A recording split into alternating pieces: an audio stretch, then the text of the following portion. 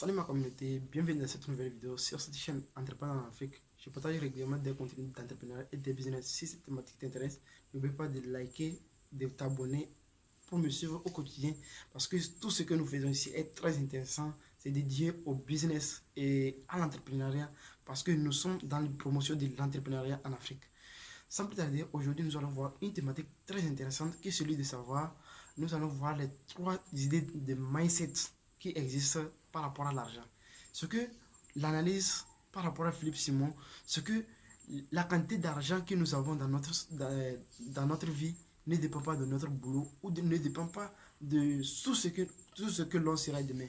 Mais la quantité de l'argent qu'on doit gagner va dépendre de notre état d'esprit par rapport à l'argent. Donc écoutons Monsieur Philippe Simon. Comment on fait pour gagner de l'argent? C'est-à-dire quoi? Si aujourd'hui je vous dis, ok, vous avez besoin d'argent, qu'est-ce qu'il faut faire? Prenez le temps de réfléchir à cette question. Elle est très importante, ok? Et je vais vous poser 2 questions fondamentales dans cette vidéo. Ça, c'est la première. Quand vous avez besoin d'argent, qu'est-ce que vous pensez qu'il faut faire? Honnêtement, répondez à cette question, quitte à ce que vous preniez quelques secondes pour mettre pause à la vidéo, mais répondez honnêtement à cette question. Qu'est-ce que je pense qu'il faut faire pour avoir plus d'argent? En général, il y a 4 possibilités. La première possibilité pour avoir de l'argent, et c'est celle qui est la plus répandue, c'est celle que l'éducation nous a apprise, c'est celle qu'on nous a appris depuis petit à l'école, c'est avoir un boulot. Avoir un job, ok? La première chose qu'on nous a appris à l'école, c'est ça. Si tu veux avoir de l'argent dans ta vie, il faut que tu aies un boulot. Voilà pourquoi est-ce que tout le monde qui est passé par le système éducatif quasiment rêve d'une chose, c'est avoir un boulot. Quand on est à l'école, que l'on soit à la faculté, que l'on soit, on a même arrêté les études tôt, ou même que l'on ait un doctorat, le premier réflexe auquel on pense quand on se dit qu'on veut avoir de l'argent, c'est quoi? C'est avoir un boulot. Et d'ailleurs, même parfois, nos parents nous ont souvent dit ça à la maison. Quand tu auras ton boulot, quand tu auras, et tout a été focalisé vers ça. Pour avoir de l'argent, il faut avoir un job. C'est très important que vous compreniez que cette manière d'avoir de l'argent est certes une des manières qui existent, mais c'est de très loin la manière la plus répandue parce que depuis petit, on nous a conditionnés à ça. Si tu veux avoir de l'argent, il faut que tu aies un job. Il y a un deuxième moyen pour avoir de l'argent. Plutôt que d'avoir un job dans une entreprise, en général, le deuxième moyen que les gens ont pour avoir de l'argent, c'est plutôt de se créer un job. Ici, en général, les gens pensent que c'est beaucoup mieux parce que ça leur permet de devenir entrepreneur. Ok? C'est-à-dire que plutôt que d'être salarié quelque part, je crée mon job. Je deviens moi-même mon propre patron. Devenir son propre patron. Ok? Ça, c'est le deuxième moyen pour avoir de l'argent. Et ça aussi, c'est un moyen qu'on connaît, même si on ne l'applique pas beaucoup. En général, c'est le gars qui a un boulot, qui en a marre, qui se dit, bon, allez, je vais me mettre à mon propre compte. Et ça peut prendre plusieurs formes. Ça, c'est une deuxième façon de gagner de l'argent, ok? Se mettre soi-même à son propre compte. Et là-dessus, bien évidemment, il y a beaucoup de possibilités. Hein. Je peux, on en a plein, devenir Uber, c'est-à-dire je conduis moi-même ma propre voiture et ça me donne de l'argent. Beaucoup font ça aux États-Unis, en Europe. Ça permet de vivre. Attention, des Uber gagnent plus de 3 000 € par mois parfois. Donc, il y a cette possibilité-là et ça peut prendre, comme je disais, plusieurs formes. Ça peut être que je crée mon restaurant, je crée quelque chose qui va me rapporter désormais de l'argent. Je crée mon commerce, par exemple. La particularité des gens qui sont à ce stade-ci, c'est qu'ils, en réalité, se sont créés un nouveau job. Ici, ils étaient dans un job dans lequel quelqu'un d'autre les payait. Ils avaient un salaire. Et ici, ils ont eux-mêmes créé un nouveau job. Et ici, là même, c'est pire qu'ici. Parce que ici, ils travaillent et ils font tout. Ils sont eux-mêmes dans la prospection, ils sont dans la vente, ils sont dans les finances, dans la comptabilité. Ils gèrent tout eux-mêmes. L'entreprise repose entièrement sur eux. Ok? En réalité, on aime même souvent dire que cette situation-ci, parfois, elle est pire que celle-ci. Parce qu'au moins ici, à 18 h, tu rentrais chez toi et tu revenais le lendemain. Ici, tu n'as plus d'heures. Tu as créé toi-même ton propre job. Donc, en réalité, ta situation, elle est même parfois pire. Donc, voici la deuxième possibilité. Et beaucoup de gens rêvent en réalité d'aller vers ça, se créer un job. Et puis, il y a maintenant plutôt la troisième possibilité, ok, qui, elle, consiste plutôt à créer un système. On aime souvent dire que quand vous avez une entreprise, si vous ne pouvez pas vous absenter 6 mois et que l'entreprise continue à fonctionner, alors vous n'êtes pas encore réellement un chef d'entreprise. Vous êtes un auto-entrepreneur, quelqu'un qui fait tout lui-même. Et donc, la troisième façon de gagner de l'argent, et là on commence à être dans du gros argent, c'est plutôt de créer un système qui va pouvoir fonctionner sans vous. Par exemple, vous le savez tous, j'ai des business à plusieurs endroits, mais je ne suis pas toujours là où mes business sont. Je suis avec vous, par exemple, en train de faire cette vidéo à Paris, mais j'ai des business au Cameroun qui tournent. J'ai des business en Côte d'Ivoire qui tournent. Demain, je serai en Côte d'Ivoire. Les business vont continuer de tourner au Cameroun. Et en France, quand je suis au Cameroun, les business continuent de tourner en France et en Côte d'Ivoire, ainsi de suite. Parce que je suis parvenu à créer des systèmes. Et ça, c'est quelque chose de très important. Parce que quand vous parvenez à créer un système, en réalité, là, vous commencez à avoir des moyens de vraiment gagner de l'argent. Parce que du coup, les machines vous rapportent de l'argent. Littéralement, pendant que vous êtes en train de faire autre chose, la machine tourne pour vous. Et puis le quatrième stade, le stade ultime pour pouvoir gagner de l'argent, c'est maintenant plutôt de mettre votre argent pour qu'il travaille à votre place entièrement en faisant des investissements. C'est-à-dire que ici, à ce stade-ci, et c'est ici en réalité qu'il faut être. C'est ici que les riches sont. C'est pour ça que vous voyez que les riches, à 11 heures, ils sont dans leur voiture, ils sont en train de s'amuser, et ainsi de suite. Parce que les riches, en réalité, ils ne travaillent plus au bureau. Ils font des investissements.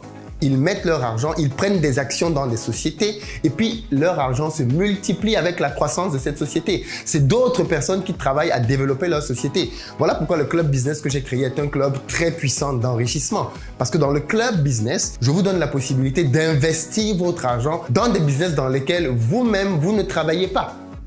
Donc, je vous permets de passer d'ici à là, direct. Donc, c'est très puissant le club business. Pour ceux d'entre vous qui ne sont pas encore inscrits, rendez-vous dans la barre de description, vous avez un lien qui vous permet de pouvoir réserver un appel parce qu'on valide les candidatures au club business. C'est un club fermé, on n'accepte pas tout le monde. Mais l'un des gros intérêts du club business, c'est que c'est un club dans lequel vous mettez votre argent dans des business et derrière, vous en récoltez les fruits. Donc, cette partie-là, elle est fondamentale. Mais je vous ai donné ces 4 moyens de gagner de l'argent afin que vous compreniez donc très bien ce qui va suivre à présent. Puisqu'il est question pour moi maintenant de voir avec vous les 3 mentalités liées à l'argent, le mindset lié à l'argent. Et pour ça, je vais vous poser la deuxième question la plus importante de cette vidéo. La première question était de savoir qu'est-ce que vous faites pour pouvoir gagner plus d'argent?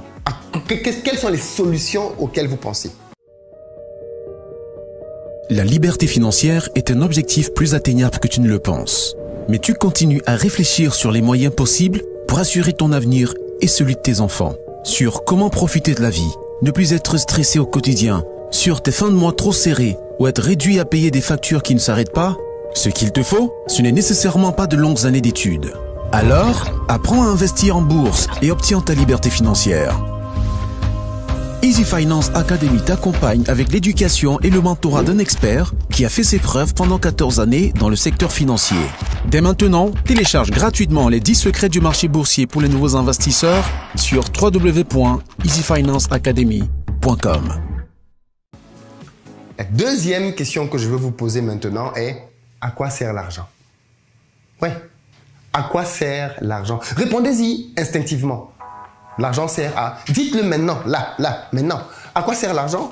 Vous répondez, ok, je considère que vous avez déjà répondu.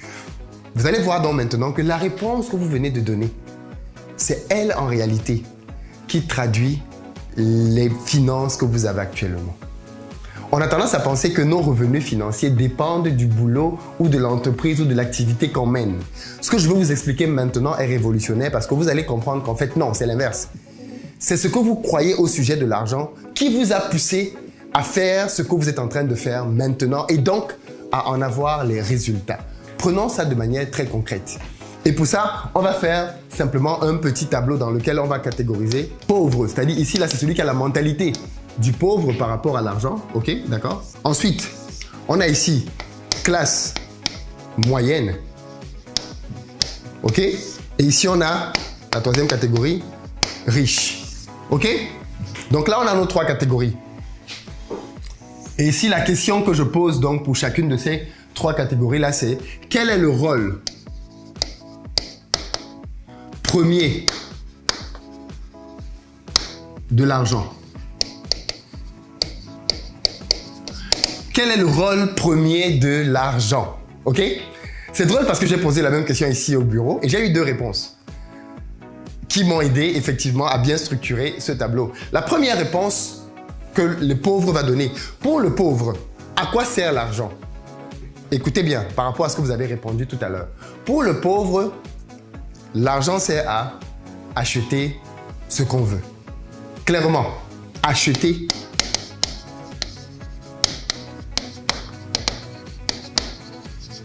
Ne soyez pas intimidés parce que j'ai mis pauvre, mais je pense que la plupart des personnes pensent ça. La plupart des personnes pensent que le but de l'argent dans la vie, c'est pour pouvoir acheter ce que l'on veut. Donc du coup, comment ça se caractérise? Ça se caractérise par le fait que quand un pauvre, entre guillemets, je rappelle ici que pauvre, ça n'a rien à voir avec la quantité d'argent que vous avez dans votre poche en ce moment. Vous pouvez être quelqu'un qui a un boulot de directeur général.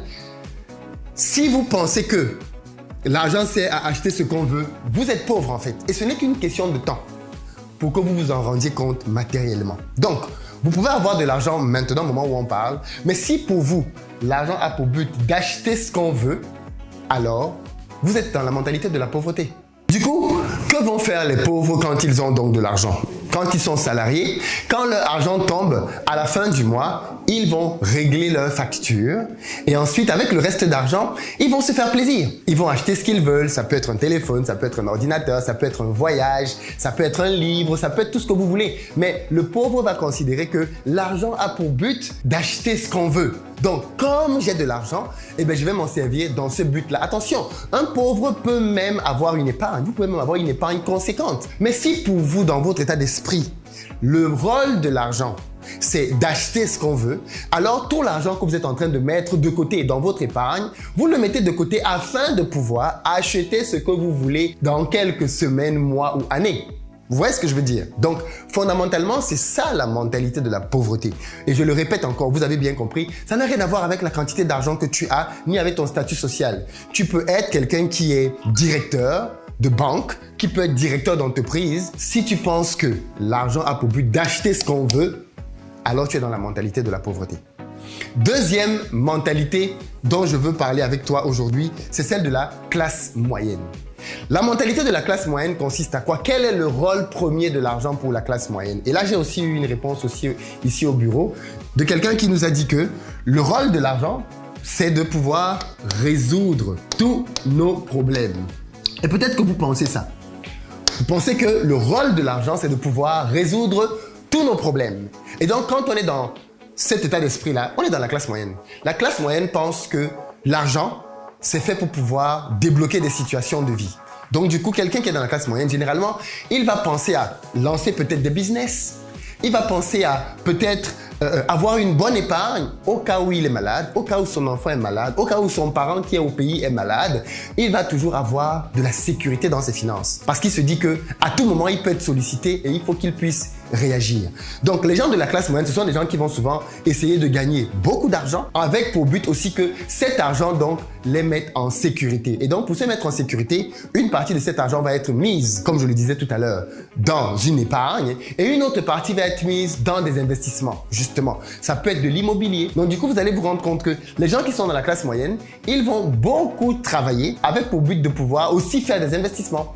Donc, les gens de la classe moyenne, par exemple, vous allez voir qu'ils vont avoir des finances qui sont saines. Ils ne vont jamais être à découvert ou très peu. Ils vont avoir une certaine épargne de telle sorte qu'auprès des banques, ils soient solvables. Ils pourront aller auprès des banques et lever de l'argent pour s'acheter une maison. Sécurité. Ils pourront aller auprès d'une banque pour lever de l'argent pour faire un investissement immobilier, par exemple.